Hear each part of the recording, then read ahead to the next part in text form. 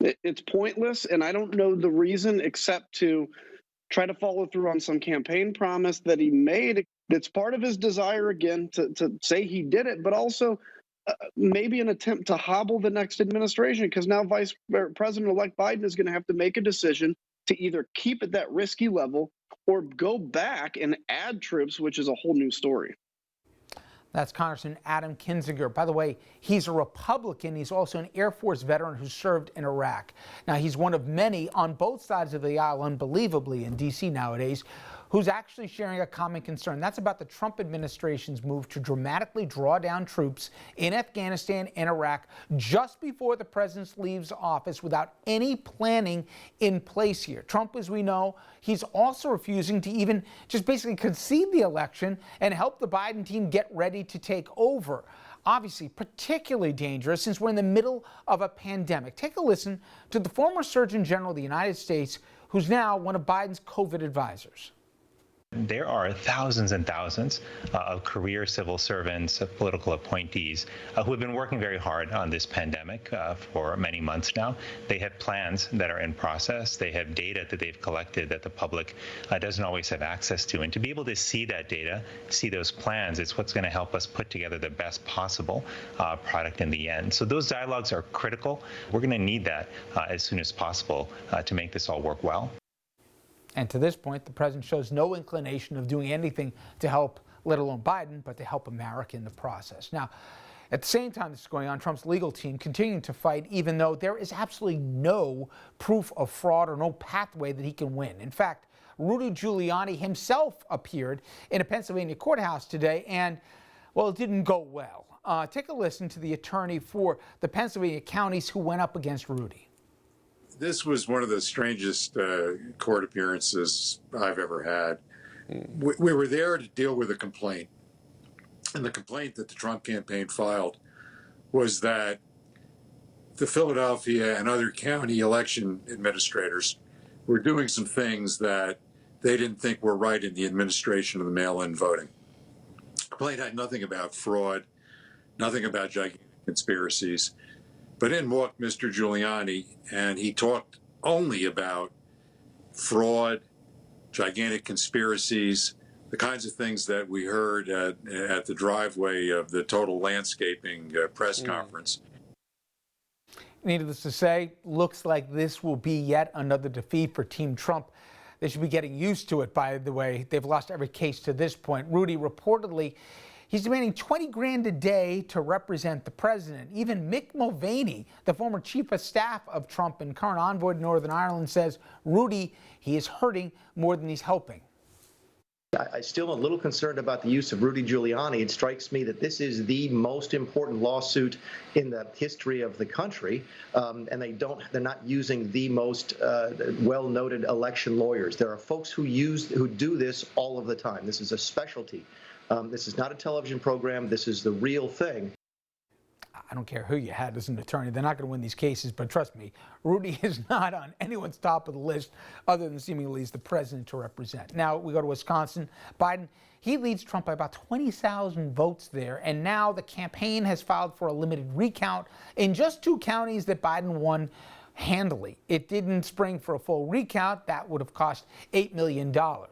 And joining us to discuss, Senator Bob Menendez, Democrat from New Jersey, also ranking member of the Foreign Relations Committee, and recently married. Senator, congratulations.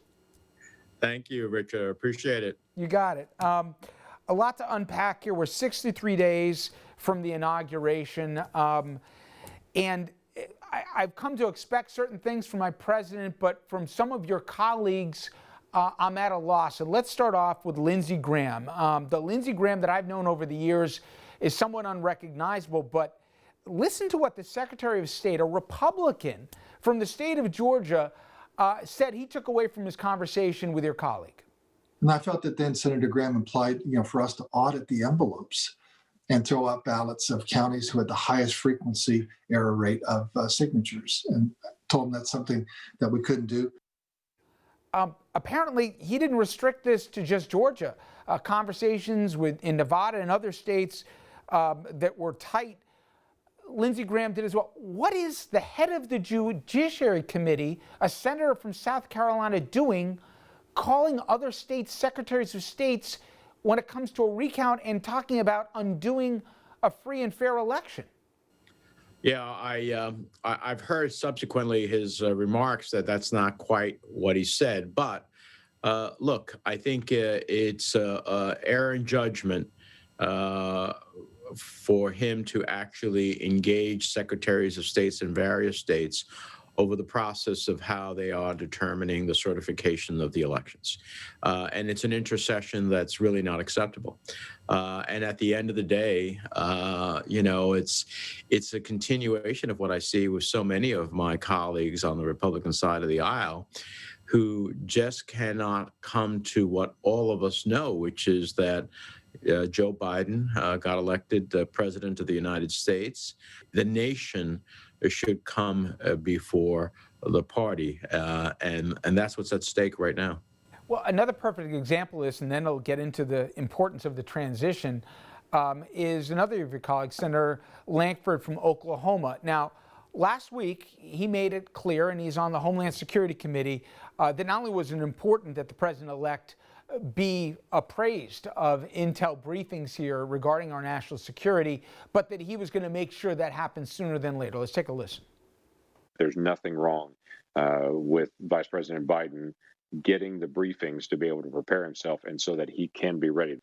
There is no loss from him getting the briefings and to be able to do that. And if that's not occurring by Friday, I will step in as well and to be able to push and to say this needs to occur so that regardless of the outcome of the election, whichever way that it goes, people can be ready for that actual task. Okay. I think 72 hours later, he said this when he went on, I think it was Newsmax.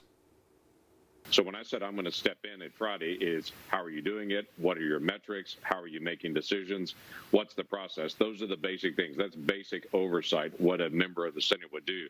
And other networks blew this up saying, oh my gosh, there's this Republican senator that's now shifting away and is supporting Joe Biden now to be president or as opposed to the president.